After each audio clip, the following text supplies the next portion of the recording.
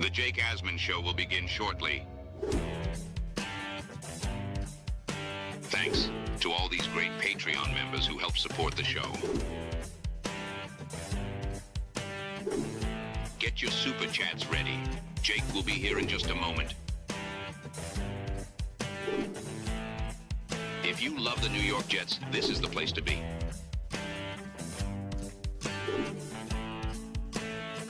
And now, the Jake Asman Show. How do the Jets really feel about Kade Klubnik? Apparently, they're smitten for Cade. We'll talk about that and much more. Will Parkinson stopping by. Ladies and gentlemen, it is the Jake Asman Show. Let's go, Knicks. Let's hit it and get it started. We sitting in here, we excited as hell. Now it's time to get to work. Are you a happy guy? Oh my goodness, let's go! I haven't felt joy talking about the Jets in a long time. When they announced it, I went, yeah!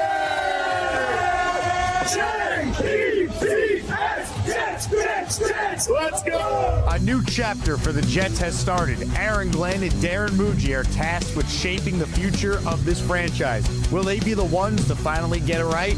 We will be here for every step of the journey on the Jake Asman Show, breaking down all the storylines, every game, and everything in between. Please subscribe and hit the like button below. Super chats, baby. Cut the line. The Jake Asman Show starts right now. Here we go, Jet fans. Welcome in, everybody. It is indeed the Jake Asman Show. Show number 2 on the day. We are presented by PrizePicks. If you missed the first one, Robbie Sabo stopped by, and we had certainly a whole lot to get into with him. And joining us right now for our second show on the day is a man who will be joining us at Gangrene Beach Club in July. He's got his Speedo ready to roll for the Speedo competition in AC. Will Parkinson from Badlands and the Turn on the Jets pod. Oh, look, that looks insane. That's, look at you, man. Quite the graphic. Are you see that? Are you a Rita guy, a strawberry Rita guy? I can't say I've ever had a strawberry Rita. I'm more of a fine liquor type of guy, but it's all good. You know, we might have to have one. Come meet Will Parkinson and all your favorite Jet content creators, beat reporters, personalities, super fans, all in one spot. Gangrene Beach Club. Just go to gangrenebeachclub.com. Tickets are just $25. It's going to be an absolute blast, and Will is going to be wearing a Speedo. So what is better than that? First time that I've had you on the show since the schedule dropped. You and I were catching up off air. We got our flights booked. We're ready to head to Nashville for week 1. No one's surprised that it's Jets Titans, but just your thoughts on the importance of that game, because I've been getting some blowback for my, must win take. Obviously, it's not a must win when there's 16 more games to go, but given what's coming up after that first one, this is a gigantic opener for the New York Jets. Yeah, I think there's just a lot of narratives around it, which makes it intensifies it, right? Like there's the solid narrative, there's the Jermaine and JFM and Bubble Wrap and all the, the Aaron Whitecott and Solomon Thomas of the world. Then there's on the Jets side, the Titans shipped off 2 guys they took. They took Tavondre Sweat in the second round and moved off him 2 years later. Like there's some Jeffrey Simmons was, telling Leger Duzeville, like, I was furious and I called Mike Borgonzi. So, is it a must win? Obviously, I know this. So, no, I think Peter Rosenberg and Don talked about this right after you mentioned those comments. And I think you and Don are on the same page regarding the Jets and the Giants, where it's not the literal captain, literal man of is it a must win because they have go 0-1 versus 1-0? Does it actually matter? No, they started 0-1 in 2024 and they won 2 in a row and then they lost a gazillion games after. Yeah, I mean, it's not that. It's just the concept of losing your former coach. It would be really disappointing. A winnable game on paper. They're only 1.5 point dogs. There's going to be 40% Jets fans there, which is just so funny that there's. We talk about MetLife getting overtaken by other fan bases, and then we go to Nashville to do the same thing. No, look, it's an extremely important game because if you start 1-0, the Packers game's kind of a freebie where it's dude, I don't know. Packers without Micah on the road, and you never know. Early in the season, LaFleur blows games. He did that last year against the Browns, who were terrible. So, point is, it's more of a establishing some confidence. It's not the same. The Jets have been terrible in openers forever. It feels a little different this year. You get more excited for week 2, then even week 3, it's we're 1-1, and you get more excited there. There's not as much pressure because we saw this last year, Jake, where they were underdog. They were 4.5-point underdogs against the Steelers. Like they weren't supposed to win, but then you got to that point, it felt really disappointing. And then, then week 2 was a must win. And then week 3 was a must win. And it's like, it started to get to the point where they lose against Denver and the season was totally over. Like it wasn't even exciting anymore at all. So yeah, it would be really nice to get off to a 1-0 start. Like I think for you or anybody else you're probably more critical of Glenn than maybe I am. This would say a lot if he goes down there and can take, get a road victory early on in the year. And hey, like this is a little bit of a different team and has a good plan for them. And Frank Reich looks like, he used some of the screen game and different things against, Robert Saleh defense. Like the Titans are not a world beater. They're a team that the Jets should, feels like in kind of a similar concept to the Panthers game last year. It's nothing to do with the actual matchup, but more of just a team where you're like, yeah, they're probably better on paper in terms of like bigger names right now and their win total's higher, but you feel like you could beat this team, and the Jets should have beaten the Panthers last year. So, is it a must-win? No. Is it a really important game? More important for the Jets than for most teams. Week 1 usually does not mean a thing, right? We know that we remember that, the Packers famously coming off the title game. Next year they played New Orleans week 1 and lost like 45-3. Rodgers got benched, and then they won the MVP, and they won 14-16. The Jets aren't in that situation. They've been bad for a long time. You don't want to have pressure going into Detroit or Chicago where it's a must win, and you don't want the home opener to be like just this kind of mopey energy. So, it's an extremely important game. Again, it's not season defining, but it's damn sure a game that could trend in the right direction or trend in the wrong direction. To me, it could define the season, because if you could get week 1 and you could just take one of the next 3, well, then you have the Browns, the Patriots, Dolphins, and Raiders. 3 of those games are at home. Those are teams in your weight class. If you could beat Tennessee, you could beat Cleveland, you could beat Miami, you could beat the Raiders. Look, New England, I don't think is as good as what the record was a year ago, and that's a tough game for the Jets, but you could talk yourself into having a real season here, or maybe you are 4-4 before you get this gauntlet of Mahomes and Allen and then Herbert. Like, you could have a real season. You could get past the Asmaniac meetup game in week 7 against the Dolphins, and it's like, we made it to November, and the season's alive. Like, that's what I think Jet fans are hoping for. It's the same schedule as 2022. It's just the NFC North instead of the AFC North. We all sat there, and everyone was like, the Jets are starting 0-4. Jake, they didn't start 0-4. They started 2-2. After that, obviously a slow start, they lose. They lose the opener. Then they end up beating Cleveland in the last second. They lose to Cincinnati, and then they take that game in week 4 against Pittsburgh. And all of a sudden, it was like they're 2-2, and the infamous, Green Bay game, I think that got them to 3-2, if I'm not mistaken. Or they won 3, whatever, doesn't matter. And point being, like, then they started 6-2 and 5-2 and 6-3 and 7-4. And, the middle season Patriots loss wasn't as crucial, in the end, or that, the Bills win was even more important in the middle of the year. Like, yeah, I think they did. Green Bay was week 5 that year. They beat them to go 3-2, and then they beat Denver the next week. They lost AVT, Brees, and all those guys, and then they lost, after that. But yeah, man, again, it's just I talked about this a lot on the pod last week, but the schedule is very much like the first 4 weeks. You need to win one of the first 4, if not 2. I as much as I know people are going to think I'm crazy, that Bears game to me is not as much of a I think if you had to bet right now on the most winnable, like Detroit feels the least winnable of the 4, actually, just based on really good home team.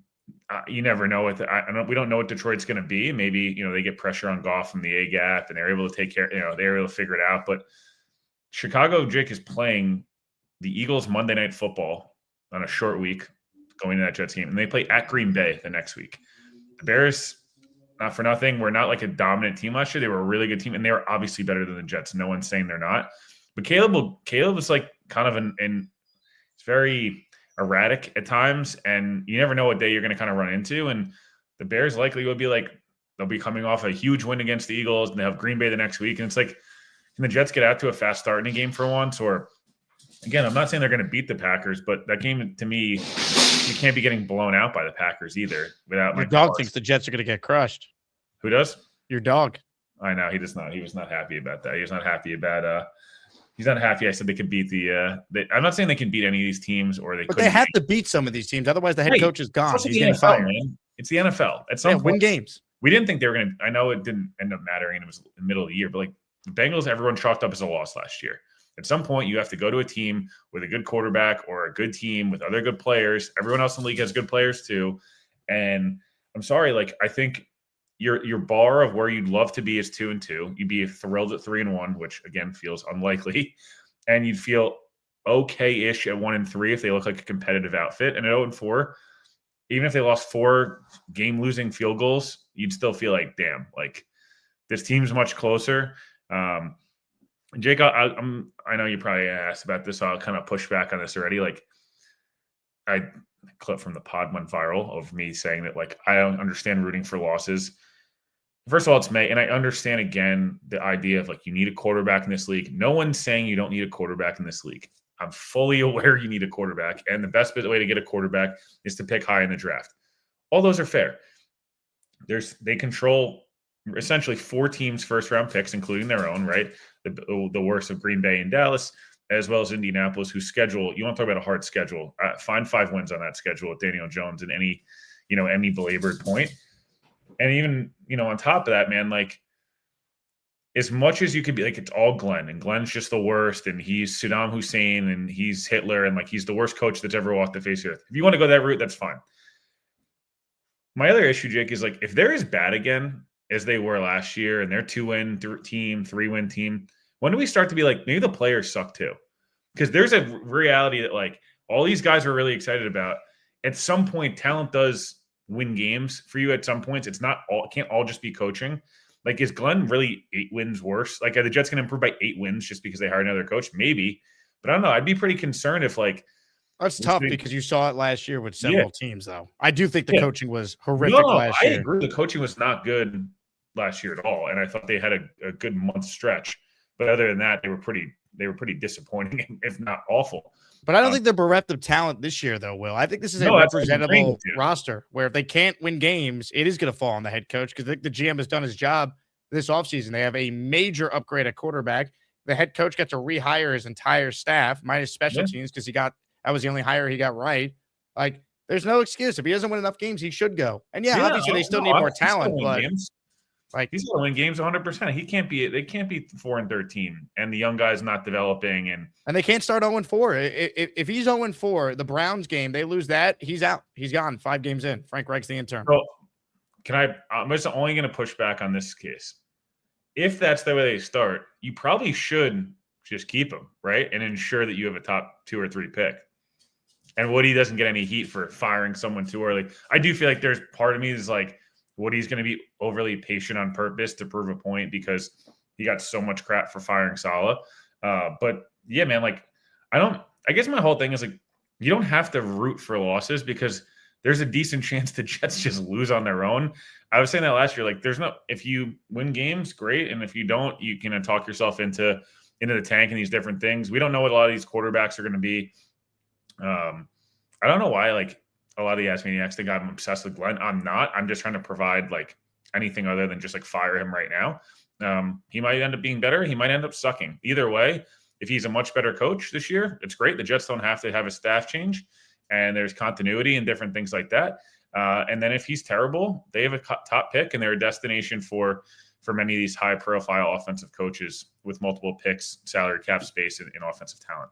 Here's how I look at the whole tanking conversation. I think the people that are already on, like, social media campaigning for the Jets to be the worst team in the league and let's get Arch Manning, I think that's crazy to do in May. However, I understand if they get off to an 0-3, 0-4 start, it's over at that point. The coach is gone. Culture wins mean absolutely nothing. Root for losses and make your job as attractive as possible, which it would be when you have the most cap space in the NFL, 3 first-round picks, and a clear path to getting one of the top quarterbacks. So I'm not rooting for losses, but I do understand why people watched this past year, saw Aaron Glenn be as inept as any first-year coach we've ever seen. He keeps his job, and then they add Geno Smith, and we're supposed to be sold on, oh, it's all going to be okay now. Like, they'll be better, I think.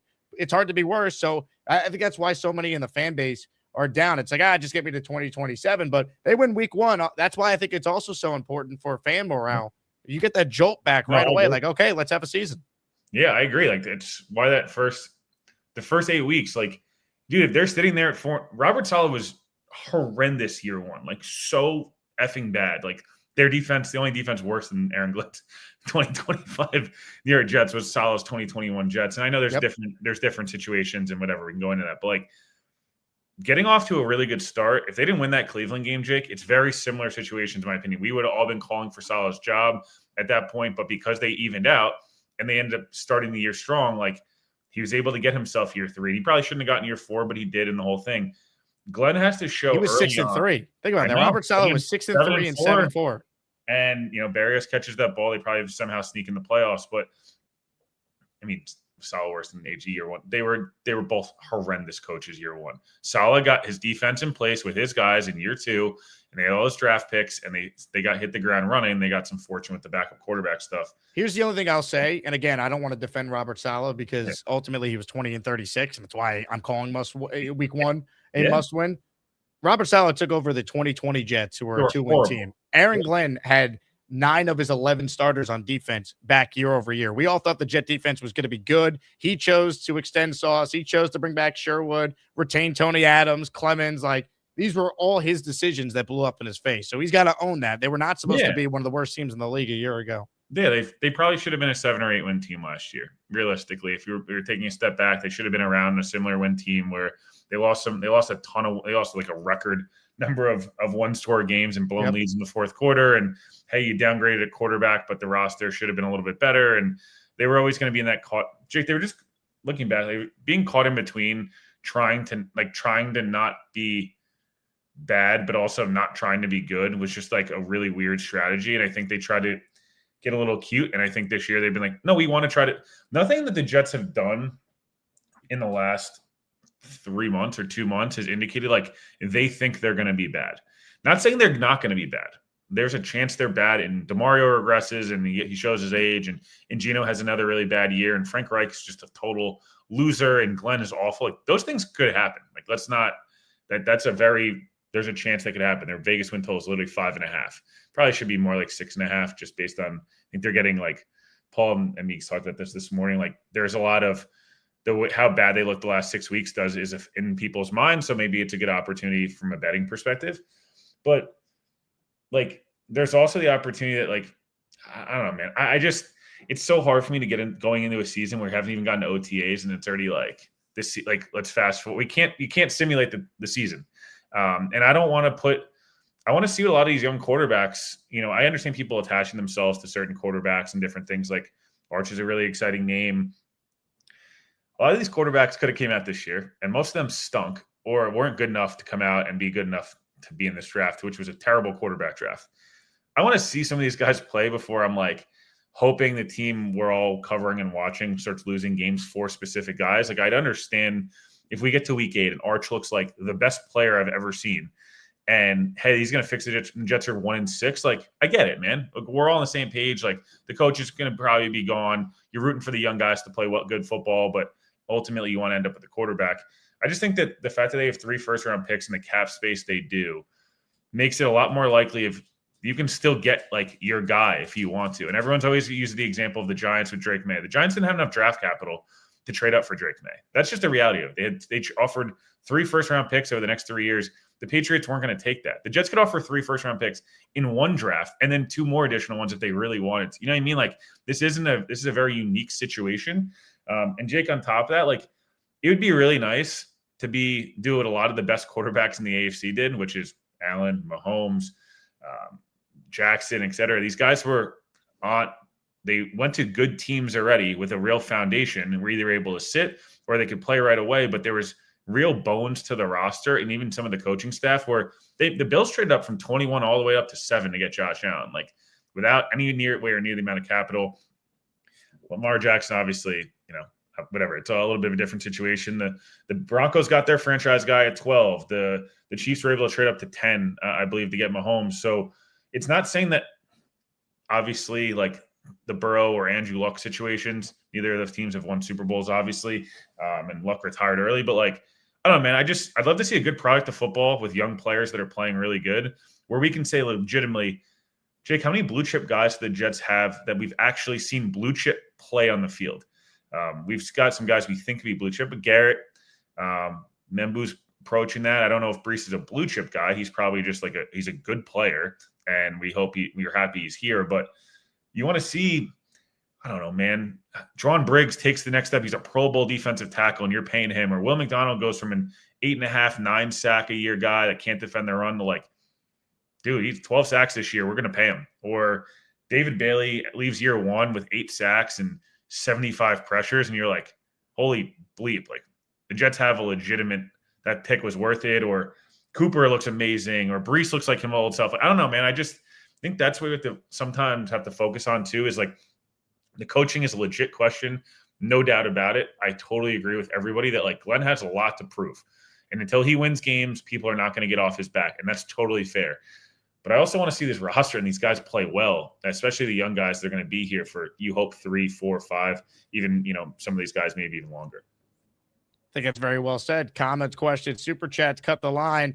Giveaway today, signed Vinny Testaverde jersey. Long Island, baby. That's right. We need Geno Smith to give us one of those Vinny T Renaissance type of years. Vinny in 98, Geno in 26. That's what the kids are saying. Derek is the first to enter this afternoon by gifting a membership. He is in the Asmaniac raffle for 1. Let's go, baby. Play call is my superpower, really.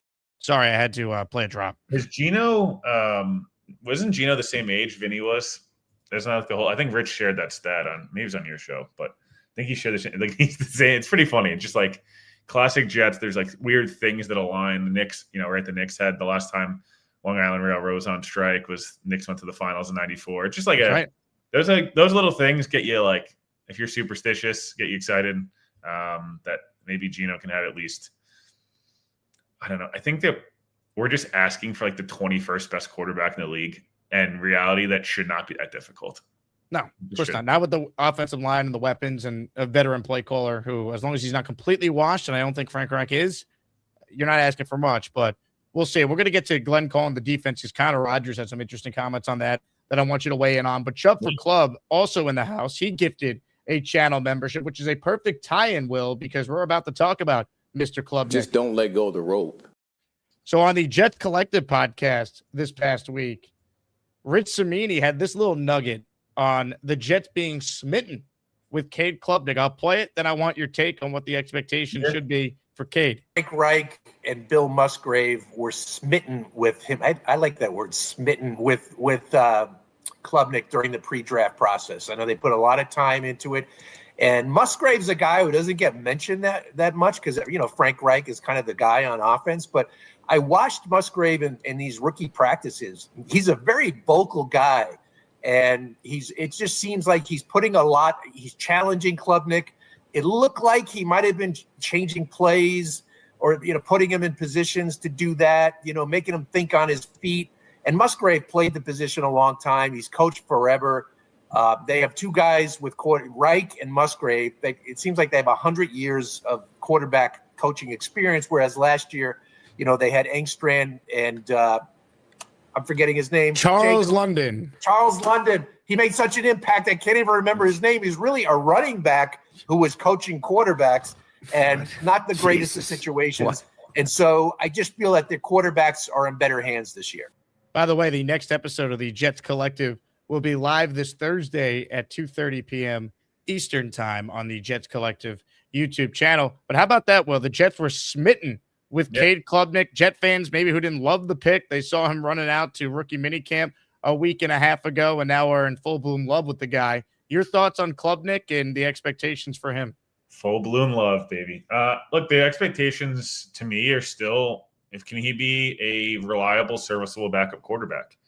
Because if he can, it's an $850,000 a year quality backup quarterback that if he needs to start a game or two during the year, can be a good mentor for whoever the young quarterback that comes in, knows the playbook well. You don't have to really think about it. You just pencil Cade Klubnik in every year as the backup quarterback for the next 4 to 5 years and hopefully longer.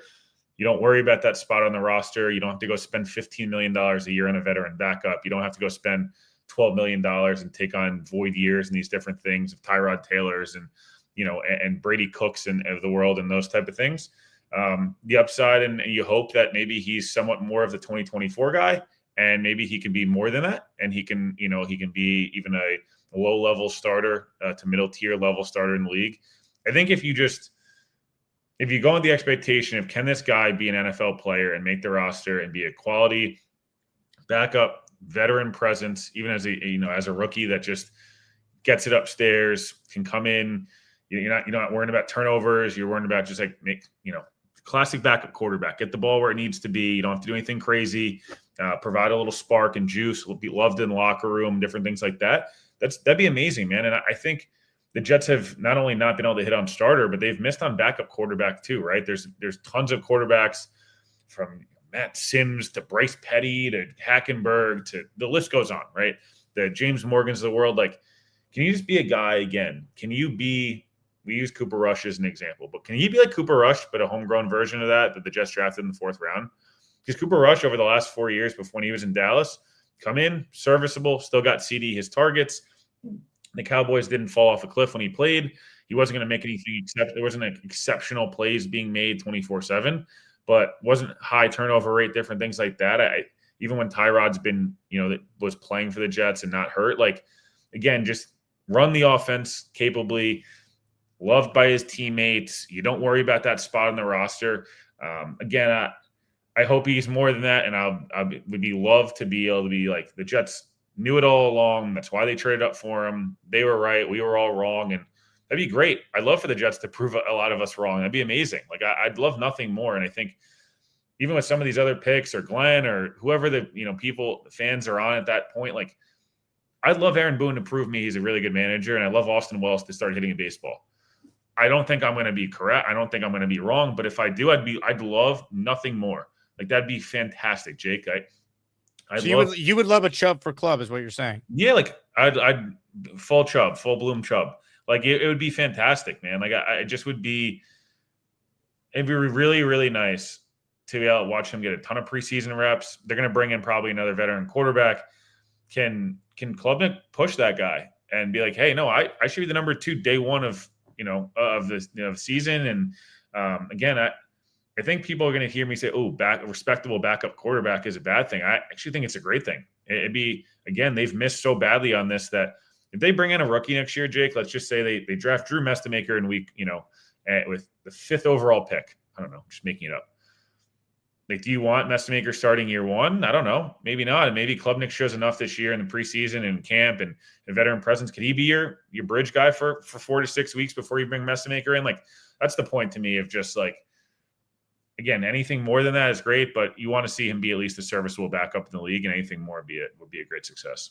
Will Parkinson is my guest. Hit the like button if you're just joining us. Comments, questions, your super chats, they cut the line. Will be joining us at Gangrene Beach Club. Speedo out. Him, Cimini, BT, Sabo, Frankie V, all in one spot. It's going to be out of control. GangreneBeachClub.com. Get your tickets there. It is going to be a blast. If you've never been to HQ2 in Atlantic City, oh my goodness, are you in for a hell of a day. A lot to still talk about with Will. So I talked about this on my first show this morning with Robbie Sabo. I want your take on these comments here from Connor Rogers on Badlands talking about Glenn taking over the play calling. I think they're set up better for Glenn to be able to handle the defensive play calling, especially Dunbar being on the staff also helps a little bit in certain ways. But the elephant in the room that nobody wants to ask, is Aaron Glenn good at calling a defense? We really can't say that with our chest out. We can't. He's had moments. It's not, though, like, look at the guy that just won the Super Bowl. Everybody in the world knew what that dude was all about on defense and Mike McDonald. Yep. And then it carried over. And I think it's a little bit of a red flag to me that when Glenn got this job, he was so adamant about not calling the defense, where a lot of the guys that have instant success lean on what got them there in the first place. Mike McDonald did it with his defense. Sean McVay's done it with his offense. I don't need to go through every coach in the NFL. Jesse Minter is going to do it with the Ravens this year because Jesse Minter is fucking awesome. Like, that was a little bit of, and I criticized that in the moment. I was like, this doesn't really make a ton of sense unless he just feels like he needs to allocate so much attention to being the head coach. And he wasn't good at head coach things. That's the problem. if it was one of those scenarios where Glenn was really buttoned up with head coaching decisions last year, his defense just stunk. Now he needs to go handle that and head coaching. We think he could do it. He wasn't really that good at it, like you said. So can he do both? We don't know. Can he do both? Your thoughts, Will? I think he's got a shot. I think he got better every year in Detroit. I think the last year was obviously his best performance and part of why he got a head coaching job. You know, as a finals for assistant of the year. I think that having Reich be your offensive coordinator and offensive kind of head coach, for lack of a better term, obviously is going to be it's going to be hopefully a huge plus, right? To be able to take some of that responsibility off. And you hope guys like Duker and Slowick and Dunbar and these guys are kind of able to pull their weight.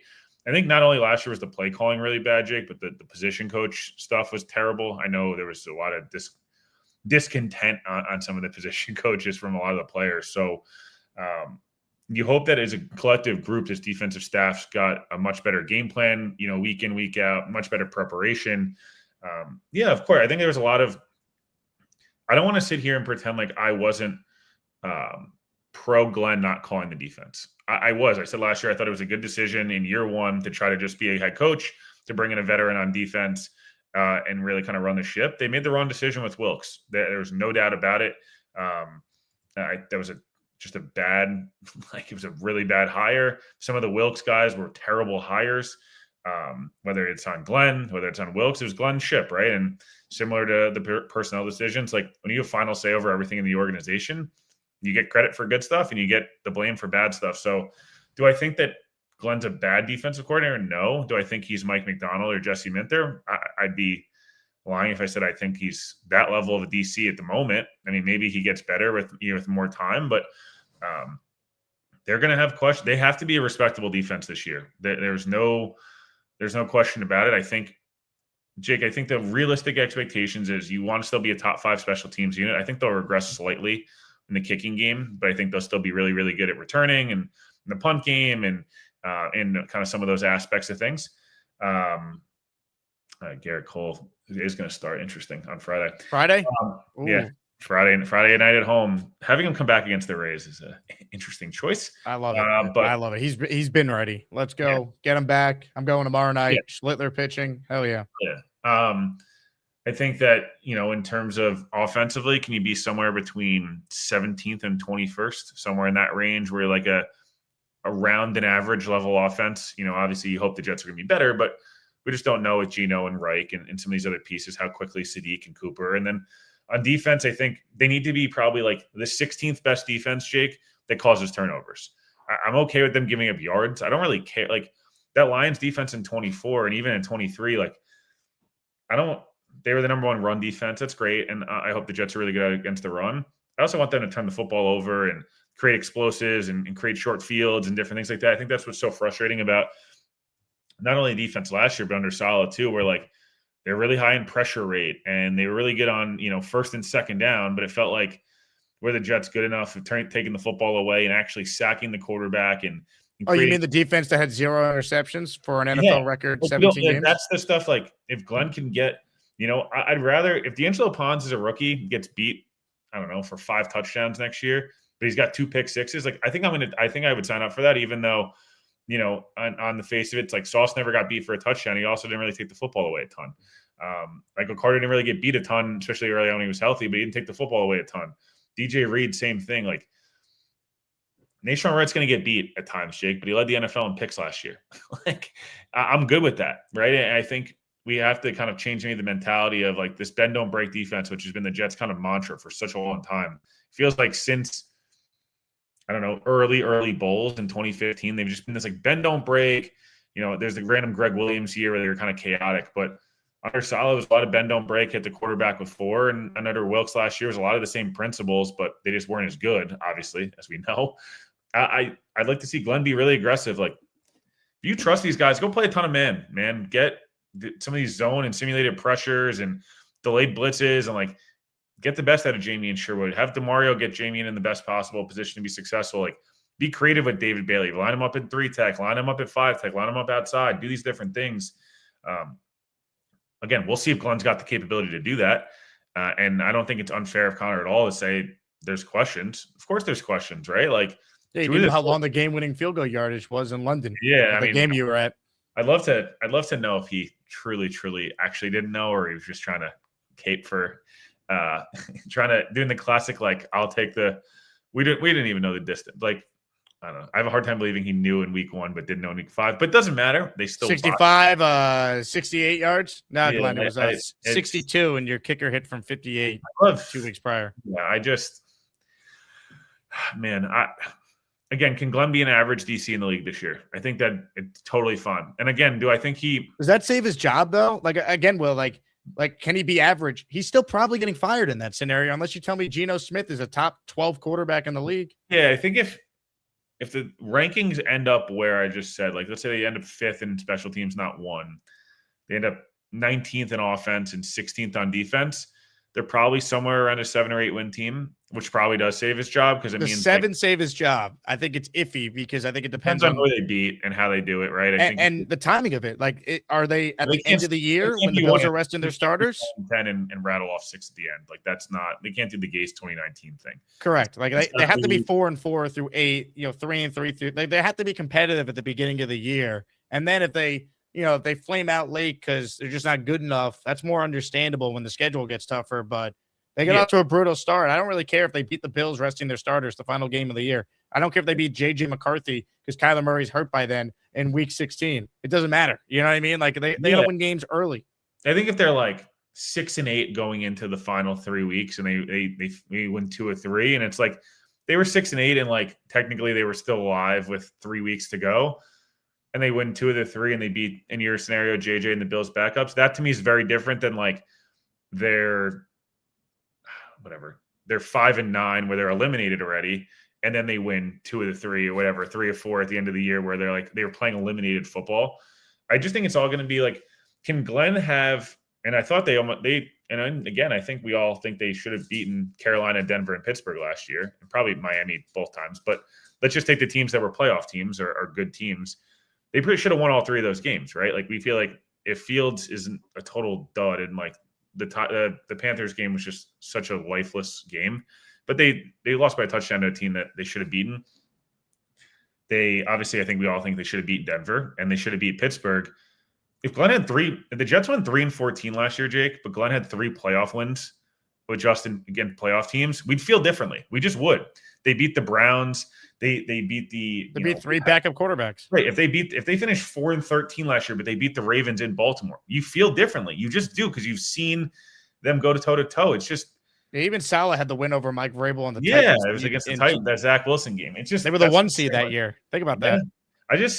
I think if Glenn goes 7-10, but they win, I don't know, I doubt this happens, but they win at New England and they beat the Chargers. So they beat 2 playoff teams, and the other 5 wins are against like the teams we assume, and they're still a 7-win team, but they're okay. They're not great by any means. They're not bad. That's fine. That to me would be like, oh, you went on the road and beat 2 playoff teams. I feel confident now in a 3rd year that you can do, I don't know. I just don't you feel like it's going to be how it feels? I don't know. I think it's going to be an eye test too. Like, it's going to be. But if I'm not sure, I'm moving on, because my job is so attractive. Like, if I'm on the fence, I need conviction. Right. He's my guy, or see you later. We tried it. You're a great Jet. Farewell. I'm getting an offensive coach or Mike Tomlin. Nothing would be better if we sat here and they missed the playoffs. And they went 9-8, but they missed the playoffs because, tiebreakers, and they just don't have enough wins. And like, again, I don't think this is going to happen, probably, but let's just say it does. They kind of do the 9-8. They just miss, but they've shown somewhat. The young guys look so much better under Glenn, and whatever. You feel really good if they go 9-8, but they're like a version of the 2022 Jets where the offense is hapless and like just a joke, and the defense chokes in every big game. You're gonna feel different. And Glenn I want to see Glenn be. He had that one stretch, Jake, last year, the only time where I felt like kind of decent about him. And again, the season was basically over. It was over in a lot of senses. They started to get much better with challenges. They were like winning challenges every week and actually going for it when the analytics said to go for it. And they were taking timeouts at the right situation and getting themselves the ball back. That stuff needs to be consistent. That can't be like they do it good for 2 weeks and then it's bad for the rest of the year. The play calling on 3rd and short and 4th and short needs to be better. Like, it's not, to me, just going to be as simple as like what's the defensive ranking? It's going to be very much, and again, that's going to be a huge part because Glenn took that responsibility. He said it's a superpower. It's a good thing, and I think anyone that doesn't want Glenn to be here long term should be happy he's calling the defense because it leaves no stone unturned of like what he can truly do as a coach. But they need to be really good with challenges. They need to be good when to go for it on fourth down, when to go for two, when to punt, when and not to punt. Don't punt in the other team on the other team's 40-yard line because you trust your defense. Like, go for it if you trust your defense. When to kick field goals at end of halves. How do they perform at the end of the first half? Jake, can they get better? And Salah always talked about this, and he was terrible at it. Doubling teams up, right? Scoring at the end of the half and getting the football back. It's a crucial thing. We talk about the NBA, and obviously the Knicks have a huge game tonight, but damn right they do. Final 4 minutes of the first half and the first 4 minutes of the second half. Like, don't be tied 7-7 at the end with 4 minutes to go in the second quarter and be losing 17-7 by the time you get the football back. Like, that's the stuff that cannot happen this year. And it has happened far too much. So yeah, those are, to me, Glenn's evaluation is so in depth of like, there's so many things they need to be better at. You hope he's good enough at enough of them to convince everyone he's the right guy for the job. And if he's not, what does your gut tell you? How many wins did you predict the Jets? Because last year you were at 9-8. I remember you told me that at the combine. I thought they were going to do the 2024 Mets thing where they like the karma got them, where like they were a worse team on paper, but once again, I don't know. When you go through the win-loss game, it's like really easy to start convincing yourself of a lot of wins. I'm not sure where I'm going to land because I feel like 8-9 to me feels like if Geno has a solid year, he's not amazing, but he's a good enough year. And Seattle every year he was 9-8 or 10-7. So like, and that was not with Mike McDaniel outside of the last year when he was at his worst. I don't know. They're probably a 7 or 8 win team realistically. It's like a little bit over. They overachieve a little bit, and we have a conversation for weeks of like, should Glenn be retained or not? That's typical Jets, Jake. They're not good enough to convince everyone that everyone should be back, but they're not bad enough to make the decision easy. And we just kind of sit there of like, again, I can't reiterate enough. Just please win week 1 and week 15. I cannot listen to the lol Jets shouldn't have fired this guy narrative. That will be so tiring to have to deal with. Well, at week 15, if they're out of it, I hope they lose. Well, yeah, at that point, it's like, because you're probably fighting for position with Arizona for a quarterback. Yeah, I mean, Arizona's going to need a QB as well for Mr. Mike LaFleur. So you're at 8-9 right now on May 19th. Obviously, your record prediction subject to change when we get closer to the start of the year. Yeah, I will probably change. My thing is, it could change. I don't know how much.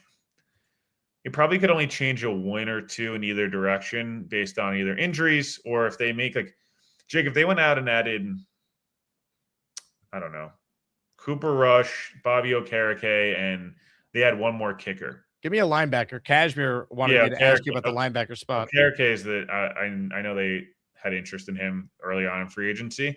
It'll be interesting if I think Bobby wants to rightfully so kind of see out the process. And if you're a veteran, no way in hell are you signing before July, because why would you want to have to go to OTAs and mandatory workouts, especially he's already in the area. Just having backup plans, Jake, even the Tim Patrick signing, the Jets in the past don't do that. They wait till end of camp. They don't. Tim Patrick's not amazing. He was a good player in Denver. He's been hurt a lot. He's a serviceable number 4. But Jake, if 1 week Tim Patrick has to start because AD Mitchell's got a hamstring and Cooper's not fully ready, it's okay. You actually don't feel terrible about it. Or Dane Belton has to start because Malachi Moore doesn't develop as much. And there's just depth now on a lot of parts of the roster. I'd love to see one more veteran quarterback. Kicker's a little bit of a kind of a scary proposition. We just don't really know. And then linebacker, they really need one more guy. I think you're a guy short, if not 2, but I don't know if you're going to get 2 at this point. Receiver was the other one, and then obviously they added, Tim Patrick last week. I think Cimini broke that, if I'm not mistaken, right? He did. Hell yeah, Rich. Still got it. He'll be ready to roll for Gangrene Beach Club. You and Rich could really go inside the Jets all together. Jesus Christ. Oh, man. You excited? Speedo competition? Look at that. Down. Look at that. BT probably looks like that, honestly. He looks like Robert Saleh. He does. Oh my God. I look like Dylan Terraman there. I was about to say this is like a mix of Will and Dylan Terraman if you guys had a love child together. That looks like an absolute douche. No, I'm just kidding. We love Dylan. I'm gonna text me right after this. I know it. Well, Knicks and how many? I'm going to say there's two ways this goes.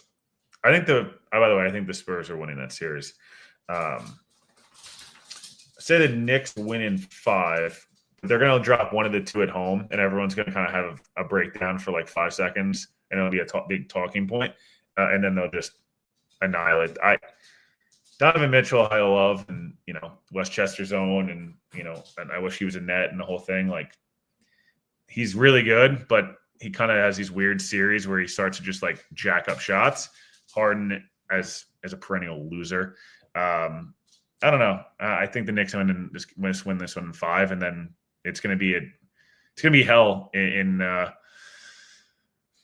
Seattle and San Antonio or OKC between the flopping and just the amount of length on those teams and free throws and stuff. It's going to be like the Knicks just got back arguably their second most important player in the playoffs, and all these guys that have been banged up all year just got basically 2 weeks off.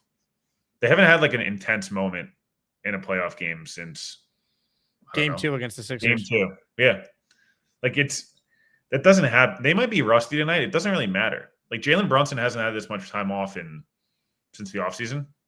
Like he hasn't been this healthy, I would assume. You said it earlier. Didn't you say Marbury said the same thing? It's like, take the rest when you can get it, man. Like, who are you kidding? If you're rusty for a quarter, figure it out. Like at some point. Exactly. And then as the series goes on, it's every other day. So Cleveland, you'd expect to wear down. I just think the Knicks are better. And history's on the Knicks side. I gave this stat out on the first show today. If you look at the history of the playoffs, teams that come into a series off a 4-game sweep facing a team that had to play a 7-game series. So this is the Knicks versus the Cavs in this exact scenario. The team that's coming in off the sweep, they got all the extra rest, 19-4 all time, 6 straight series wins. The last time a team actually was able to overcome that, the Miami Heat with LeBron in 2013. So think about that. It's, a little different when you have, LeBron James, Dwayne Wade, Chris Bosh, and that Heat team. Plus the finals aren't every other day. You get some built-in days off, so it's a little different than this series, which is truly every other. You want to hear a good stat? I'll give Paul and Meeks a shout out here, Badlands. Did you know the Jets were 9-4 against the spread to start last year? How is that possible? Well, they covered week 1. They definitely didn't cover week 2. Week 3 in Tampa, did they cover the number? It was close. Yeah, they didn't cover obviously Dallas and Buffalo, which were those games I wanted to. That was bad. I didn't think to it's just crazy. They covered the spread considering like they were horrendous, and it felt bad in the moment. Not saying that means anything. It doesn't, because they lost. They were 3-10. Like it doesn't matter. But it just was interesting. I just didn't think they covered 65% of the games. It didn't make any sense. Well, appreciate you hopping on. We will see you at Gangrene Beach Club. I'll see you before then, maybe on Sunday at Yankee Stadium. Yeah, Speedo and all. We'll just I might just assless chaps. Frankie talking about wearing meta glasses is dangerous. No jeans, guys. No jeans. No jeans. And are you going to officiate the Royal Rumble between Arvell's Army and the Bailey Bros? I heard there's going. Oh my God. It's a lot of that is a picture I will not be able to unsee. I would say we need to have Boy Green on Frankie's shoulders and Tony Vegas on Sabo's shoulders, doing Arvell versus the Bailey Bros, and just noodle fighting each other or whatever from The Office, the Dwight Schrute of the. We need to have something, or we can. Yeah, we gotta have something. We'll have a Royal Rumble. GangreneBeachClub.com to get your tickets to the Royal Rumble. Will, appreciate you, man. Let's go Yanks. Thank you. See you guys. Will Parkinson, TOJ Pod, Badlands as well with us there. Lou B, shout out to Lou, says, on my way to MSG, LFG. Let's go, Nick. Say go, New York, go, New York, go. Go, New York, go, New York, go. Yeah.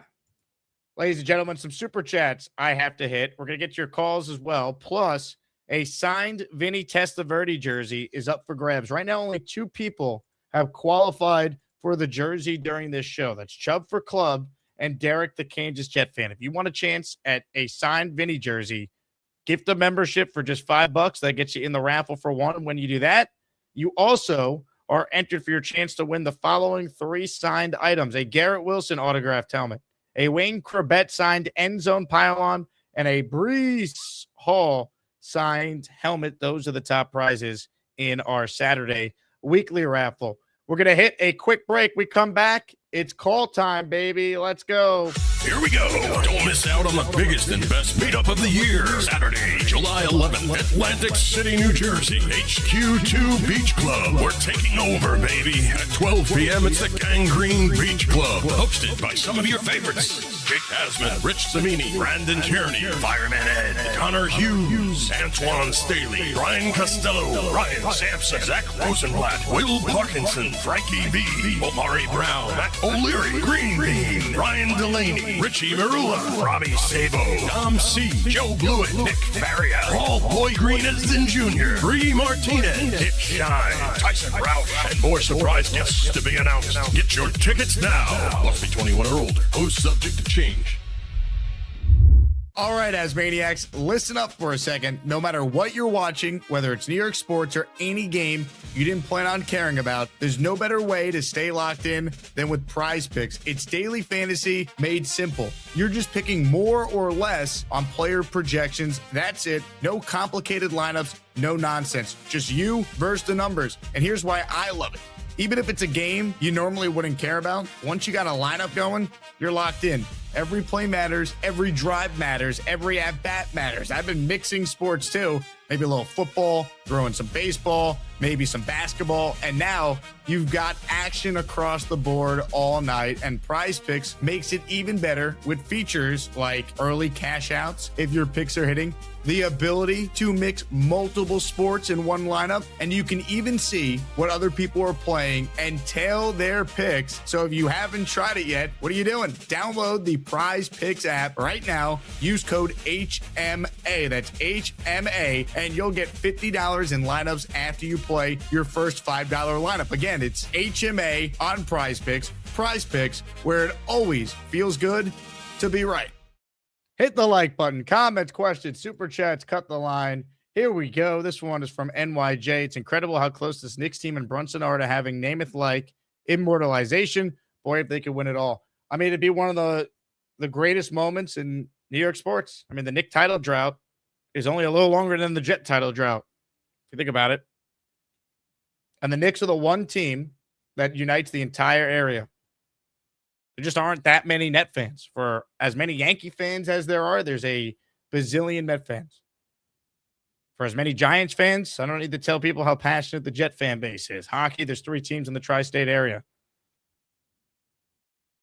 Basketball, it's just the Knicks. A lot of the New Jersey Net fans did not travel over with the team to Brooklyn, and the team's been dog crap since they've been in Brooklyn. They haven't won anything. Chubb for Club, another entry in the Asmaniac raffle. Say go New York, go New York, go! Go New York, go New York, go! Indy Jets checks in with a super chat. If the Jets win at Tennessee 15-14 or 35-10, do you look at the win differently? No, a win is a win, man. When the games matter, you could tell me the Jets win 2-0. I'm going down to that game. All right, we're coming back with a win. That needs to be a win. I don't care how they win. But yeah, I mean, if they blow out the Titans, would it be sweeter? Yeah, believe me. I've been at some games in my life where when your team is just kicking the crap out of another team, it's an amazing feeling. It's a party. You know, when the Knicks blew out the Celtics in Game 6 last year to advance to the conference finals, that was euphoric. That was amazing. That's what you want in a perfect world, but we're the Jets. You take the win any way you can get it. All right, you don't apologize for any win. Joining us right now, first up today on the Gus Buster Umbrella Hotline is Jets Jedi, a.k.a. Canadian Rocky. What's up, my friend? What's happening, Jake? Hey, give me a yo, Adrian. Yo, Adrian. Just for you. There he is. Canadian Rocky. What's going on? You know, I haven't been on for a couple weeks. We got the grade 8s coming through, getting eyes on recruiting on some of our guys up here. So, I haven't tuned in for a little bit, but I had a chance today And like I like Will, I like him a lot. He's a good guy. He's got good insight. But if he thinks that this team's gonna have 8 wins, bro, like, come on, man. Like, look, Aaron Glenn, he couldn't coach his way out of a paper bag. There's 1% chance, Jake, he is the coach of this team next year. 1%. He wasn't even good with the Lions calling plays. How in the world is he gonna be good with the Jets calling play? There's no chance at all. He's gonna get canned, and he should get canned because those 3 first-round picks next year is gonna be able to dangle in front of a legit coach who will look at those 3 assets plus the 3 assets that we brought in this year, and we might be able to get someone like Tomlin, like an actual coach. Like, yeah, that's my opinion anyway. Well, I'll tell you what, I find it hard to believe that they're going to win that many games, but it's May, and if you want to talk yourself into it, there's a path to it. Like, would you agree? Did we lose Jets Jedi? I think we did. There's at least a path to it. It involves Geno being way better than anyone thinks. It involves the Jets getting out of the gate strong and picking up some wins when they're not expected to. It involves Aaron Glenn truly doing what he said his superpower is. Play call is my superpower, really. Right? Geno and Glenn, the 2 biggest keys. Glenn fixes the defense. They're opportunistic. They force turnovers. And then obviously a big part of this is, well, Geno Smith gives you a top 12 quarterback type of season, like Ryan Fitzpatrick did in 2015, ironically.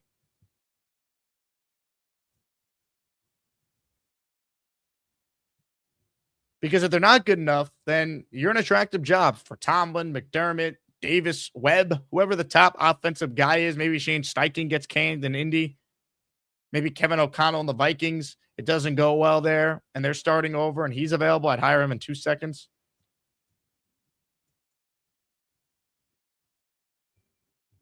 But it's tough to picture this team winning 8 or 9 games. It just is. Again, I want to be positive, and I'm going to root for wins until there's no reason not to, but that's kind of where I'm at. Big fellow with a super chat. Little fellow wants me to shout out Dom for quickly uploading the Jake Asman show to Spotify. He loves being able to catch the show on the same day. So Dom does a great job for the show, but he's in charge of the best of. Tell little fellow to thank me, because after I get done with the show every day, I'm the one who uploads it to Spotify and Apple for all the podcast listeners out there. That's all me. So thank you, little fellow. I appreciate it. And shameless plug. The show's live on YouTube every day, twice a day, 10 a.m. and 4 p.m. We're live Monday through Friday. And then I upload the show as an audio-only podcast, which is available wherever you get your podcasts. So that's how it works. Let's get to more of your calls now, shall we? Say go New York, go New York, go! Go New York, go New York, go!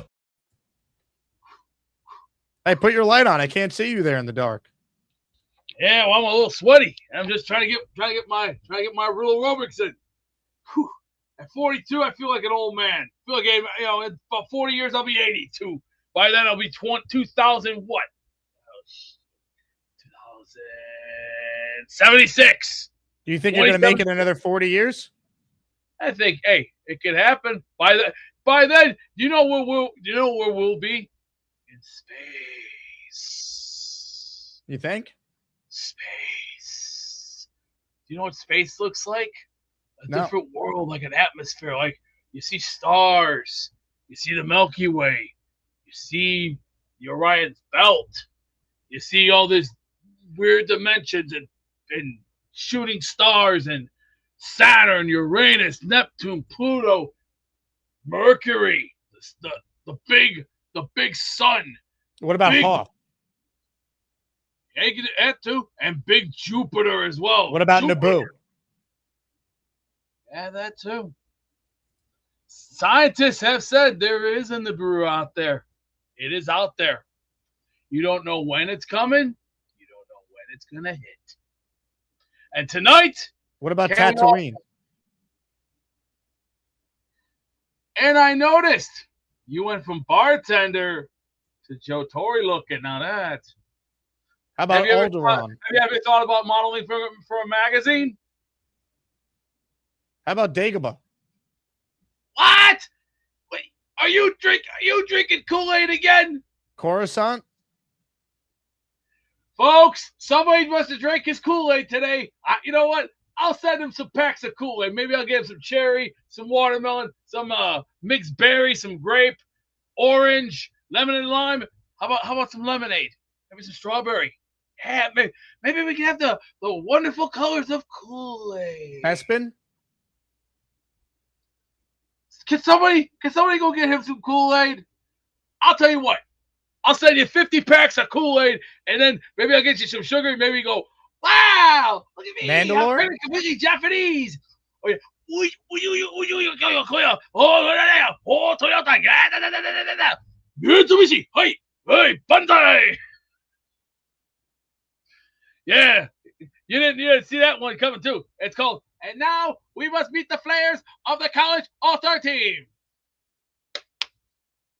Billy Bob Blueback, University of Texas. Right guard. Tom. Robert Sidley Lewis and Harvard University quarterback. Hi, Muffy. Hey, read Amanda's comment. That's Queen Amanda, the Queen herself. I was actually gonna say, yeah, no, number 72.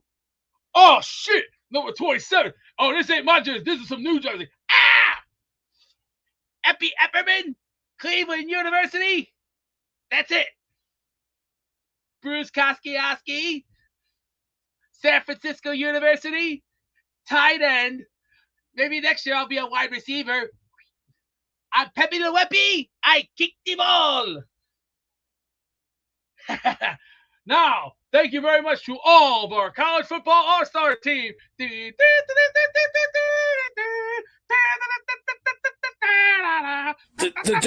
Just leave a message. Just leave a message. Thank you. Mikey, how are you doing? Are you feeling better? Yeah, I'm getting better. Yeah, I'm trying. Hey, the Jets. Are you ready? Yeah, the Knicks. Tonight? Yeah. The Knicks go win the championship.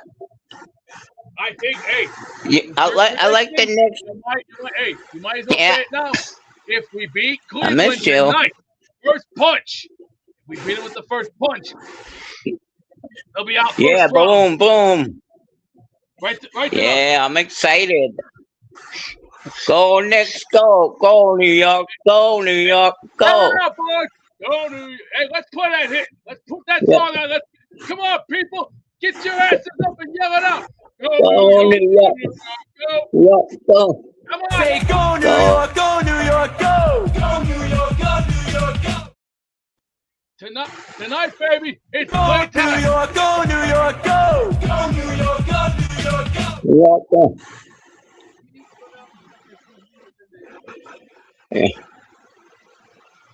Hey, Jake. How much the Jets ticket cost? Hey, go New York, go New York, go. Go New York, go New York, go. Go New York, go New York. Go New York, go. You know how much jet tickets are? It's gonna be a little expensive, but are we gonna get our money's worth? You bet your big ass we will. And hey, and I heard you got a new car. Was it Toyota? Yeah, Camry? I got it. Yeah. It's all paid for because the old car, they got us money for it. And I just had to go inspect it. It's a nice car. The guy who owns the place, he wanted his car. Make sure you don't take it out on snowy days. Just try and keep it at. Yeah. No, I asked somebody. Someone's gonna pick me up instead. Yes. There you go. Only do that during. Don't bring the car too much during the winter. Just like if it's too slippery and too slick, don't do it. No. No. Yeah. That's true, right? Because Don't do it. How bad is your snowstorms in Vermont? How bad are they when they were living there in Vermont? It was crazy. It's supposed to did snow that day. It was happened April 7th. It said no snow, and it turned out to be crazy snow.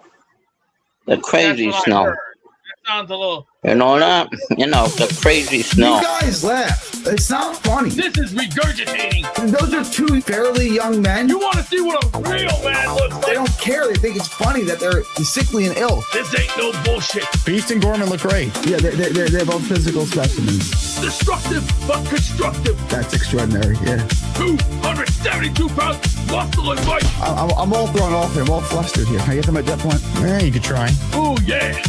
If you don't fuck off, I don't know what else will. Have a good day. Tremendous segment there with Beast and Mikey Midnight. Big fella says, little fella said, thanks, Jake. Thank you, little fella. I'm glad you enjoyed the show in audio form, Apple or Spotify. Sam checking in with a super chat. He's in the Vinny T jersey raffle for 2. Says AG needs to win more than 7 games. Is this too much to ask? P.S. I will be watching Kade Klubnik closely. He's a name to watch for the next offensive guy for sure. No, you're not asking for too much. All right. The Jets have not won more than 7 games in a decade. You're not. Their win total is 5.5. Win 8 games. Prove you belong. If not, see you later. We will get someone in that can. Because Glenn shouldn't be the coach right now, if we're being honest. He is. So take advantage of the opportunity. But if he can't win more than 7 games, then no, he shouldn't be here. But the order of the wins matters to me more than just the raw total. It does. Because let's say the Jets get up to a brutal start and they win against let's say the Jets have 3 wins going into week 15. Let's say 4 wins. Say they beat the Cardinals. They beat the Vikings, who are playing a backup at that point because Kyler's injured. And they beat the Bills resting their starters. Does that 7-10 make you feel good about the direction of this team? So it's not just the win total. It's who you beat. You know, can you win some games early? Can you start 3-2? Probably not. 4-4, though? If they're 8-4 heading into the bye week, like I see Jesse just asked, that'd be incredible. Then you're talking about ending the playoff drought. Gino having a great year, Glenn getting coach of the year votes. I mean, I'd love it. Who wouldn't want to be 8-4 going into the bye week? The latest the bye week has ever been in the history of the Jets. Think about that.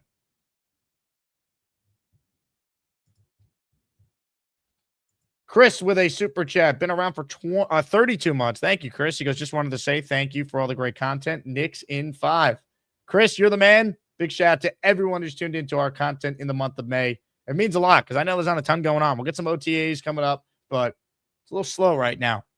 So I appreciate everyone who's hanging out. Say go New York, go New York, go! Go New York, go New York, go! Eddie Ray is next on the show today. Hello, Eddie. Yo, Jake, what's going on, man? How you doing? Eddie, I'm fantastic. What's going on with you? Not much, man. Hey, have fun at the game tonight. It's only fun if they win, but thank you. I know I'm a little nervous. I think they're going to come out maybe a little rocky at first, but just because they've been sitting for a while. But I think they're going to they should do some damage. I think Knicks in 5 also. Yeah, look, I think if they start slow, that's understandable. The defensive intensity should be there, though. And then hopefully their offensive game, if it takes a half for them to get reacclimated, that's okay. Yeah, I'm just happy that OG got that time to rest out. You know what I mean? Amen. It was huge, 100%. Yeah, so I was just coming on here saying what's up, a little Knicks take. As far as the Jets go, absolutely. They got to take care of the games that are winnable on that schedule. Especially early. Especially early, you know what I mean? And the other teams, listen, there's a couple of teams out there that were good last year. I don't think they're going to be as good this year as they were last year. So there's a couple of chances there, right there. We can jump on those teams and get a couple other wins. I think that's the key. Look at the stretch that everyone's going to point to is the NFC North gauntlet they got to play. But can you find a way? If you beat Tennessee, can you maybe win a game at home? Can you catch the Lions sleepwalking? Can you get the Bears, who played a ton of tight, low, or not low, but a ton of tight one-score games, sometimes year to year that could flip. Again, I'm not predicting this, but for those who want to have hope, you win week 1, you grab one of the next 3, you beat the Browns. Whoa, you're 3-2. We're having a season going into October. Look at that. Exactly. And we're starting off better than we did last year. So I think that we're going to shock a couple teams out there. So from your lips to God's ears. Hey, man, that's all I got tonight. So thanks again. I'm happy to jump on with you guys and have fun at the game tonight. Let's go Knicks, baby. Eddie, you are the man, and this is for you. Say go New York, go New York, go! Go New York, go New York, go! Wait one second. And now, ladies and gentlemen, back to our feature presentation of the Jake Asman Show. Take it away, Jake. What do you need? You know I'm not in a good mood today. I already took a diarrhea dump, and my back's killing me. Does anybody else need anything? Oh, stop it, old whammy thing. Take it away! Just leave a message. Just leave a message. Thank you. Thank you, Beast. More of your calls. Derek is next on the show. Hello, Derek. Hey, Jake. How we doing today, brother, man? Derek, I am living the dream. How are you? Heck yeah. Happy to hear that. Same. Ditto. Always a pleasure. Thanks for having me. To your point that you mentioned earlier, I think that's one really good thing that we got going for us. Like, regardless of how the year is, I feel like every Jets fan's got to be very happy and like optimistic going into 27. And definitely in terms of it's going to be a pretty coveted job with 3 firsts and some of the young talent that we have on this roster. So at least that is a good thing. You know, we can take some solace in knowing that if we do have a bad season, you know, the future should be at least bright. And another thing, I think a 3-2 start's very feasible. I was doing some research after work today. The Jets historically against the Packers are 9-5 against them all time, I believe. We're only 7-8 against the Lions, I think.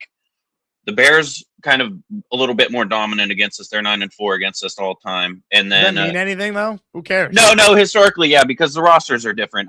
I like the fact that we historically had some success against the NFC North. It definitely don't matter in terms of roster, but I think that we have more talent than the Packers, and I think that we should win at home. I don't think it's crazy or outlandish to think that we could probably start 2-0. You think the Jets have more talent than the Packers? The Packers, I'll take our receiver core over theirs. I'll take our cornerback room over theirs. I'll take our offensive line over theirs. Look at their quarterback. I don't know. If Mike is not playing, they're definitely more vulnerable. I don't know. That feels like a bit of a stretch, though, to say that the Jets have more talent than the Packers. Yeah. Like, the biggest thing, though, the Packers have an elite coach. Matt LaFleur is an elite coach, especially an offensive coach. Yeah, that's true. That is a good point. That's very fair. They showed LaFleur's record in November last year, and it was like 30-something, and like that's something absolutely outlandish. So they definitely got the coaching in, you could say, quarterback advantage. But I think we've got some really good pieces. I think, maybe we catch them early enough. I do think that we could start 2-0. And if we lose at the Bears and at the Lions, that's a 2-2 stretch, and then we could beat the Browns. I feel like we can be like at least very optimistic about how the rest of the season is going to pan out if we can get a 3-2 start. And I feel overall pretty optimistic about the rest of the season. But I think that's all I got for you today, Jake. I hope you and the fellow Asmaniacs have a wonderful rest of your day, man. Let's go Jets, baby. Jets, Jets. What is the temperature in your room there? It's the high here was like 56 today, and I had both my doors open. So yeah, it's probably about like 66 in here right now. I was gonna say, because you're always rocking the beanie. I'm like, it's like 95 degrees here in New York. What's the temperature? I mean, you're kind enough to gift it for me, so I gotta wear it. Jets, Jets. I hope you all have a good one, man. Let's go, baby. Love it. Thanks, Derek. Great call. Appreciate you. Hit the like button, everyone. Comments, questions, super chats, cut the line. Join the Patreon. Get in on the Discord. Get your name added to the intro. Find out about exclusive events before anyone, including some of the big things I'm cooking up for Nashville. Get ready. Plus, you get 25% off every item in the merch store year-round. So keep that in mind. Smart assing with a super chat. 2 wins by the Browns game will set a culture. If they're 2-2 going into that Browns game, that's the biggest game the Jets will have played in years. Since like that late in the year. I guess like the year they lost Rodgers, but like we already kind of knew deep down year was cooked. I mean, that'd be something. Sign me up for that. Peter writes in, coach and quarterback matter. We have neither. Yeah, I mean, look, I think Gino's better than you're giving him credit for, but I have very little faith in the coach, so he's got to prove me wrong. Could always beat the narrative of same old Jets, but it's not. But I know this, they're not the same old Jets. Everyone wants things now. It's the instant coffee age. But at the same time, we're grinding. Here's what I do know. I know this is an instant coffee league. I know from the media to the fans, everybody expects this, when you just start, okay, we're going to the Super Bowl. But we've all played Legos before. We'll watch the tape. Watch the tape. Last chance to get in on the conversation. Let's do a record check. How many wins for the New York Jets in 2026? Predict the record in the chat. I want to see where most people are at. Will Parkinson, who came on for the first 45 minutes of today's show, he was at 8-9, which I think skews more on the optimistic side.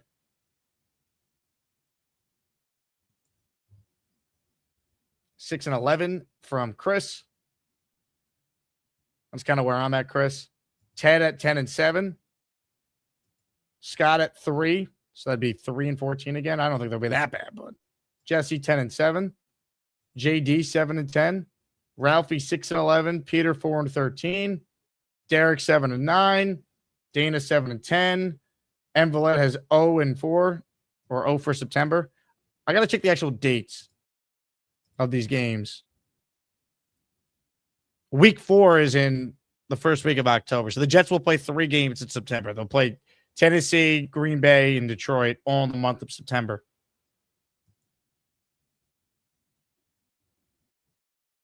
I mean, look, we're going to say there's no doubt. Now, Will was at 8 wins. Someone that this channel knows very well. He has the Jets breaking the NFL record for wins. Schedule. Wait, bring it up. All right, week 1, Tennessee. Yeehaw! Tennessee's known for London Bridget blowing up. See how that's cooked? Week 2 against the Packers, win or loss. Hey, they can bring some cheese. I will say that's a win. Week 3 against the Lions. It'll be just like eating egg. The Jets are looking good. We'll see. More eggs? Yeah, pass them over. Okay, that's a win as well then. Week 4 against the Bears. We're going to put some sausages on that grill. We're going to cook their ass and brand them. That's a win. Week 5 against the Browns. Here's the Browns right here. We've established as a win. Week 6 against the Patriots. 1, 2. All right, that's a win as well. Week 7, home against the Dolphins. Fishing. Okay, so that's 6-0. Week 8 against the Raiders now. All right, I'm going to assume that's a win. At the Kansas City Chiefs, week 9. 50-50 shot. All right, we'll go win. Now home against the Buffalo Bills. Take it to them. Chargers, we'll see what happens.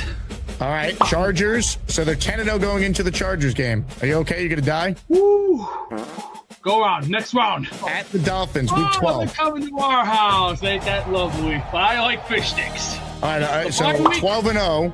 Jets now take on BYE. Your thoughts? 70-30. All right, week 14, Jets enter. The last time we played them, what did Dum do? Let's just go for that. Smells like 14-0 to me. Cardinals? Oh, there's going to be a problem. Because Jeremiah Love is a killer.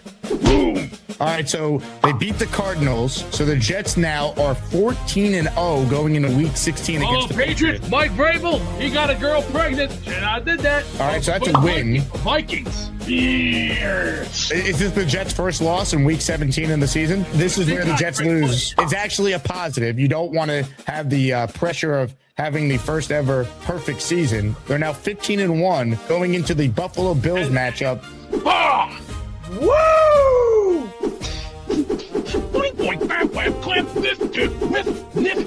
So 16-1. Sign me up for the 16-1 New York Jets. Ladies and gentlemen, your coach of the year in the NFL is... I'm in. I'm in too. I'll be leading the campaign for Glenn to be coach of the year if this scenario plays itself out. Ladies and gentlemen, we're giving away a Vinny T signed jersey. Raffles coming up. Last call to enter We only had a couple of gifted memberships during the show, so I wanted to make sure someone else got a chance to win. I gifted one membership that went to listener JP Jet Fan. So JP, you're in the raffle for a chance to win a signed Vinny T jersey. If you've never won a prize before, this could be your show. Just gift the membership or send it a $10 super chat. You'll get 2 entries when you do the super chat. And for every membership you gift, you get a raffle entry. Boom. It's the Asmaniac membership raffle. For every membership gifted, you receive 1 ticket entered in the raffle to win epic prizes. I'm counting the names, so enter for your chance to win. We got a super chat here from Henny who says, see you in Tennessee week 1, fellas. MetLife week 2. We're going to be in Nashville week 1. And the Jets better win, because that is going to be a depressing post game from my hotel room if they lose. There is no doubt. Chubb for Club. He's got the most entries out of anyone this show. He's in for another one. Let's go, Chubb. It's Jets, Jets. I love Fireman Ed, too. Well, that didn't last long because the Chuck Wagon just dropped a 5 spot. He's gunning for a prize. 5 gifted memberships from Chuck. Let's go, Jets. Let's go, Jets. Let's go, Jets. Let's go, Jets.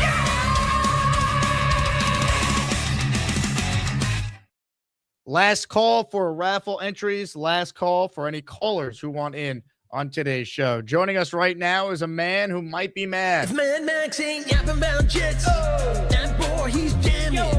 He's slamming, freaking dancing, wall smashing. I'm Jake Asman. If Mad Max ain't ever stopped yapping, that boy, he still be dancing. Then call Jake Asman. He got an orange wall. What's up, Asmaniacs? Can you guys hear me? Oh, we can.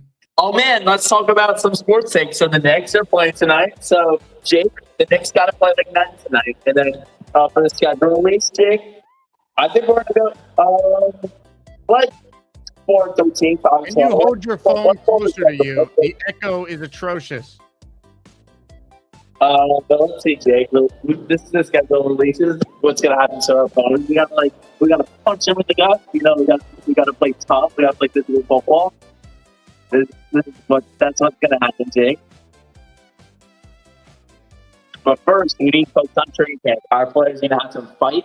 We need what we're going to do. We need the players, the defensive players, to actually catch passes. No one can hear you, Max. The echo is atrocious, so I'm just going to let you do whatever nonsense you're going to do here. See if you can hear me. See if the echo is better than Jake. But honestly, Jake, no, there's an echo. You're in a hallway. Go outside. I'm going outside right now, but what I'm saying, Jake, is the Jets defensive players. We need to practice training camp, Jake, how to actually get an interception. We don't want another season where we have 0 receptions the entire year. That's total levels of ineptitude, Jake. Practice getting interceptions. We need to practice mental toughness for years, Jake. The Jets are toughness. We're weak. We don't have fight. We don't have muscles. We need players that fight. We need players that are strong, not only physically but also mentally as well, Jake. But we need players that are fighters as well. Players that don't give up, Omar Cooper can fit the bill. Sadiq he could fit the bill as a fighter, winning programs. They will Omar Cooper especially, he was in a national champion of Indiana, he could turn around our loser culture. Let's do Mr. Trust Me Bro can even turn around this loser culture, Aaron Glenn. Let's see if we can turn around, Jake. But honestly, let's see. I think the highs, our ceiling is 8 wins. Our floor is 2 wins, Jake. That's for a schedule prediction. And then Garrett Wilson is going to be good this year. Smith is going to be last. He's going to be Good job. I love that take. Garrett Wilson's going to be good this year. Max, thank you. See you in Atlantic City, Mad Max. Eddie says, did you find a bar for Saturday in Tennessee? We did, and once we sign the contract, I will officially announce it. So we're moving quick. You won't find a bigger and better event than what we're going to put on in Nashville for the Jet fans making the trip. PBM in the house. Max, you going to AC? Oh, he's going to be there, Mike. You can give him a tutorial on how to properly punch. That'll be outstanding. Peter Castro checking in. Don Castro. in the raffle for 4. Thank you, Peter. Good luck with the Vinny jersey. Let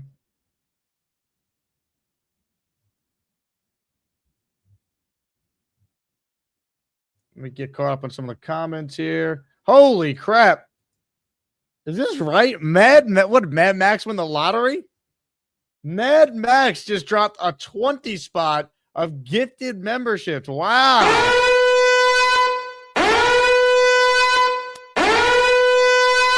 Live look at Mad Max in his college dorm room. Get your ass off my super chats. Some of these are gifted memberships too. Hey. The hell with it. It's raining memberships courtesy of Mad Max, something I never thought I would say. Here we go. Hit the Mad Max theme.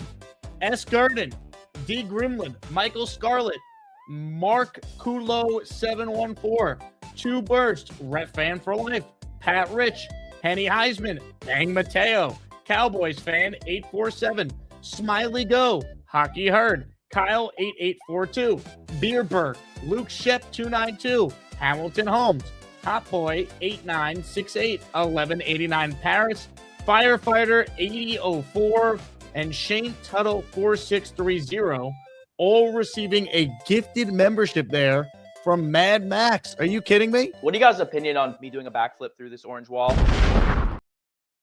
Wow. Never thought I'd see the day. Mad Max dropping a 20 spot for the community. If you got a membership from Max, make sure you say thank you. Kyle writes in, does no jeans at HQ2 mean no jean shorts? You're going to have to take that one up with Lou B, the director of HQ2 operations, because I have no idea. It's a good question, though. What does that mean? Amanda says, Mad Max is used as going out money for next month. Hawk writes in, I heard after Mad Max won the lotto, he did a bar crawl in Seaside and slept 2 dudes on the boardwalk who were getting mouthy, kids and animal. Mad Max is a madman. Ralphie says, Max out himself in the hole. Max is not still in the back room. Max, I'd love to talk with you to see how you got to a computer so quickly. You called in from the phone, but then you gifted 20. Interesting.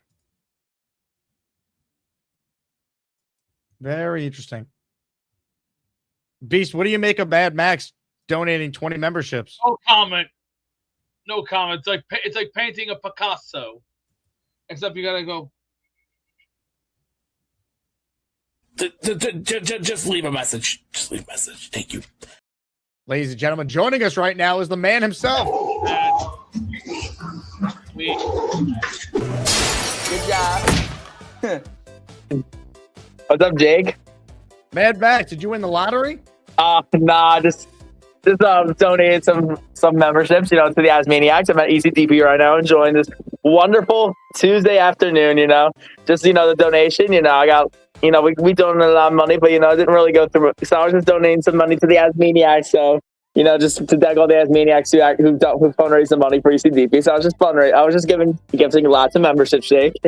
Well, Mad Max, we got your ticket comp for Atlantic City. A lot of people are excited to meet you. Are you willing to take pictures and sign autographs for anyone who comes up to you? Of course, Jake. All right. I'm excited. Sounds good. Hey, I got someone on the line who wants to talk to you. He's going to teach you the art of the punch in Atlantic City. About Mike, he loves the Dark Knight. He's got a green pool and he jumps right in. Maybe someday he'll get a brown belt, but for now he's just that purple belt Mike. Purple belt Mike. It might be purple, but he can still kick your dirty ass. Oh, fuck. What's up, Purple Mike? How you doing? Show me how. We're gonna do a tutorial. Show me how you do the punch. Show me how you do the punch. Yeah, last time it didn't work out on the phone, but I'm gonna teach you your stance, your chin, throwing the arm, pulling back. You're gonna do the whole thing, so you're not just flailing out there. Sounds good. Especially on the punching bag. Especially on the punching bag. Yeah, I have my hands up for you and everything. Yeah. All right, bud? Yeah, sounds good. All right, Max.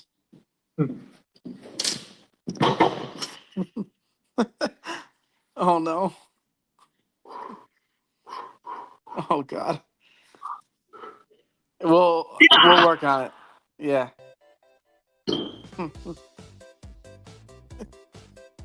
Yeah. Come to class 101. Karate class 101. Front kick. Punch. Oh my god.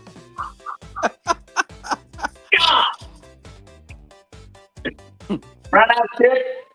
You got 6 to 1 to run out. Be like, yeah. Oh man. Yeah. Yeah.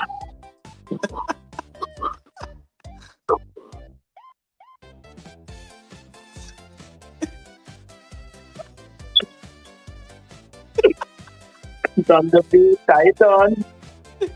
Is he Kenny Springer back on the line? No. Beast, can you see if you can do jabs? You don't know what you're doing. This is how you punch, son. Oh my.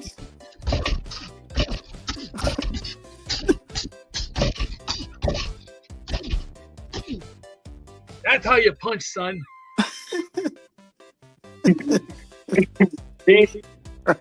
You're not doing the punching right. This is how me karate class 101. Reverse punch. Do it upper block. I'll teach you guys the kata. See if you guys can see me. This is called Kumsandi. Yeah. What the fuck is that? Yeah. Yeah. Yeah. Thank you, guys. Class over.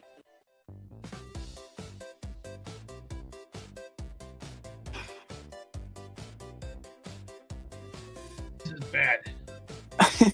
This is bad. Somebody go get me the barf bag. I'm gonna. Beast, I you're feel like coming I'm to gonna AC? puke. Beast? I feel like I'm gonna puke because what I'm seeing, this is not good. Those kicks were sloppy.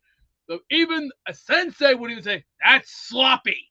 Beast, can I see you kick? I don't think I've ever seen you kick before. Well, striking distance when you need to strike. When you strike, you're supposed to strike. I can't see anything. Striking distance right to the knee. I only saw your butt. I didn't see your legs. What you want to do if you want to learn to do a thrust kick? That looks good, Beast.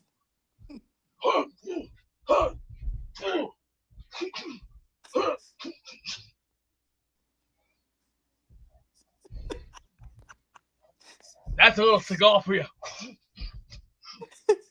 Nice. Did you ever watch Steven Seagal in one of the movies where he said, "Come on, cut my heart out. Come on, cut my heart out. Come get some." But what did Steven Seagal do? Took the guy down, broke his leg. That. Look at this guy. Howdy, Chuck. How you doing there, partner? Just trying to get fit for Atlantic City. I see that. Question for you. Let me ask you something. Do you like John Wayne or do you like Clint Eastwood? Equally, I like them both. I see. Okay, when it came to Westerns, who's the better one? John Wayne or Clint? Eastwood. Especially with his best line going, "You'll always be poor, just like the greasy rat that you are." And you remember this part? Wow, wow, wow. Woo! You remember that part? Yeah, I do.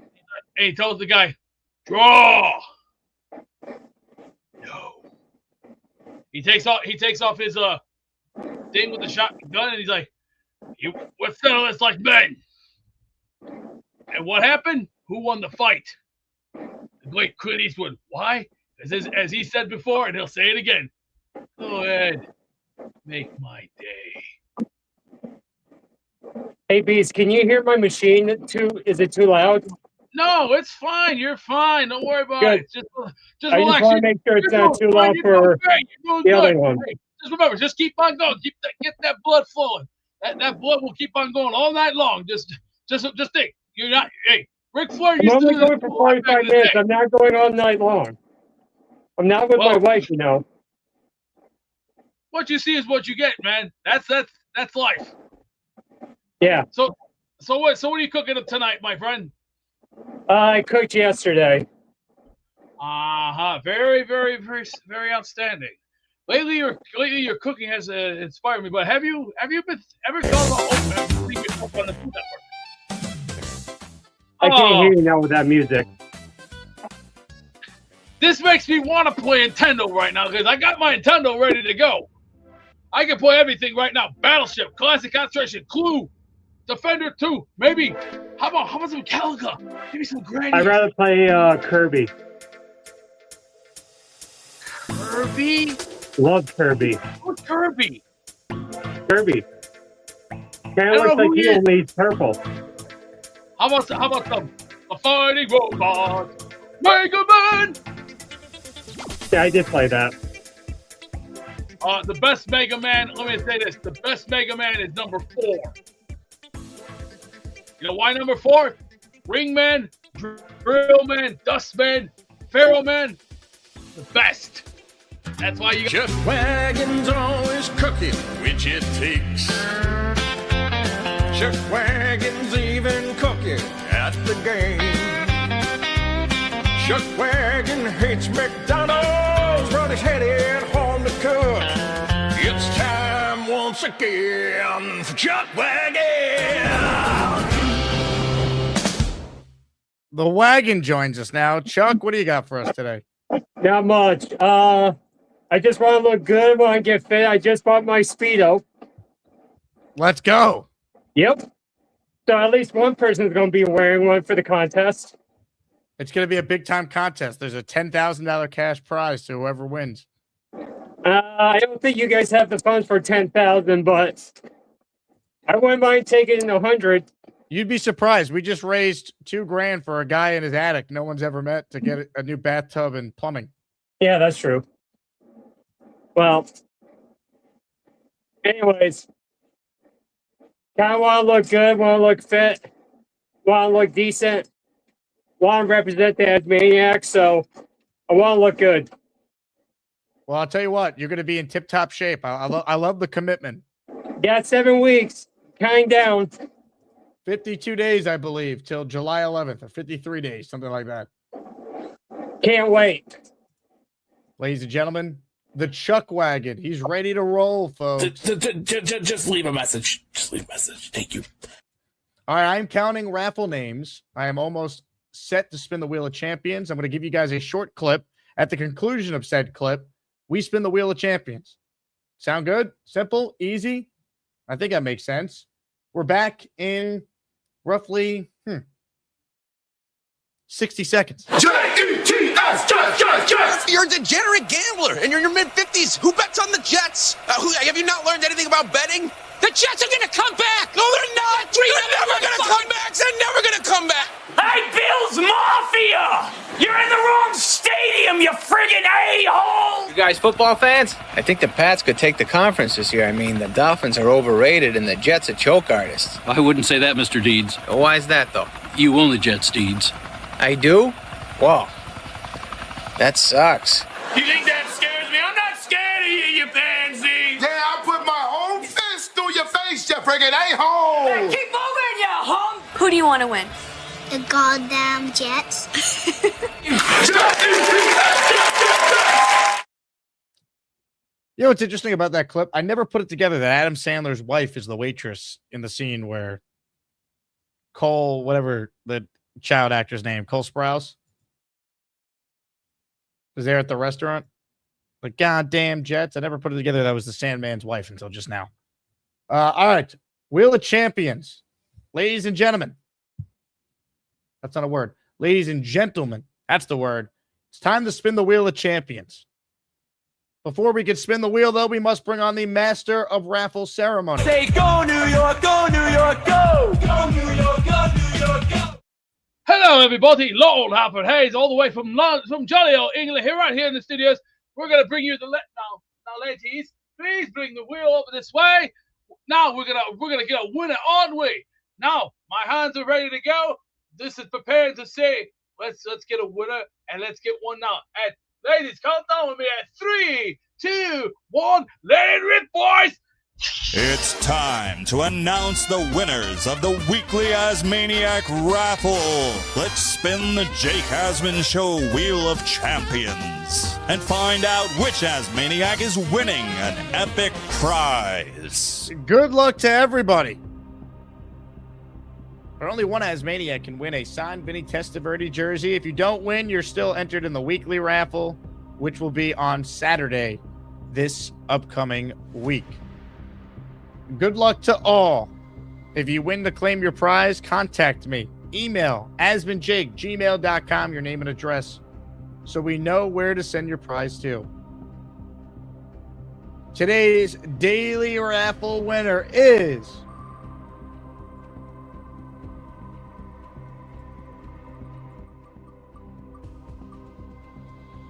I love when this happens. JP Jet Fan. He won.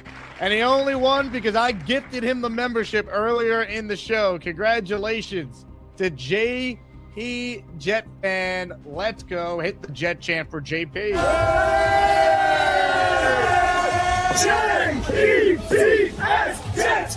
Jets. Let's go. Hell yeah. Congratulations to JP. Big thank you to everyone who tuned in today. Thank you to Robbie Sabo this morning and Will Parkinson this afternoon. Omari Brown is going to join me tomorrow morning. We'll get into the Jets schedule with him. He promised me a game-by-game, Mike and the Mad Dog style, win-loss, loss-win, win-game prediction. So that's coming up tomorrow. And we'll talk about the Knicks because I'm off to the Garden right now to watch the Knicks hopefully grab a 1-0 lead in the Eastern Conference Finals. Thank you all for watching. You guys are the best. Jet content in May is not easy, but we find a way every single day. You guys are the best. JETS, Jets. We'll talk to you soon. Let's go, Knicks. More of your calls right now. Ladies and gentlemen, Keith Best. Hello, Keith. Keith? Hey, Keith. Keith, you familiar with the work of V-Man? Hey, Keith. Everyone smash their Keith Best emoji if you're an Asmaniac. Keith? Wakey. All right. Here's today's poll question. Who was better at falling asleep on the air? V-Man's up next. Hello, V-Man. Come on. V-Man, you up? Yep. Sorry. Line is right. Line's freaking out. Sorry. That was the OG of sleeping on the show. Also, I'm worried about Keith Best's neck, man. He's going to be sore. That's a neck strain waiting to happen the way he's knocked out. All right, so Keith is still asleep. Let's go back to the second time B-Man fell asleep on the air. Let's go to this guy right now.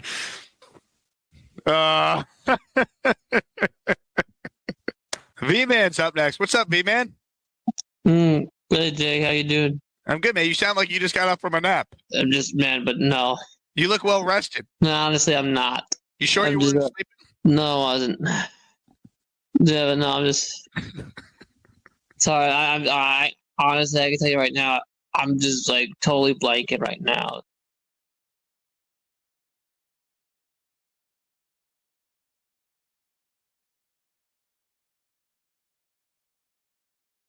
Oh, hi. Jake wants me to ask you to click on the like button. That's right, Lane. And if they don't subscribe to the Jake Asman Show, this team may never win another game. Let's go, Jets.